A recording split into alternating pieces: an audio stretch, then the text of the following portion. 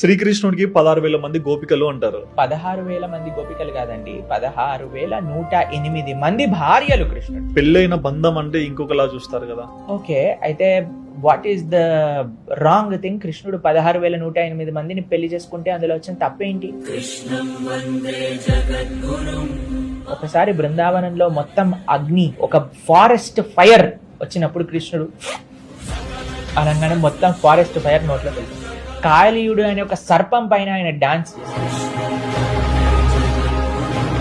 7 రోజులు 7 రాత్రులు గోవర్ధనం అనే ఒక 21 మైళ్ళు, ఇప్పుడు మనం చూస్తే కిలోమీటర్లు ఉండే గోవర్ధన పర్వతాన్ని ఎడమ చేతి చిటికని వేలు పైన నించొని ఆయన ధరించారు. పరమాత్మతో కంపేర్ చేసుకోవాలి అని అంటే ప్రతి ఒక్క విషయంలో కంపేర్ చేసుకోవాలండి. కేవలం 16,108 మందితో మాత్రమే కంపేర్ చేసుకోకూడదు.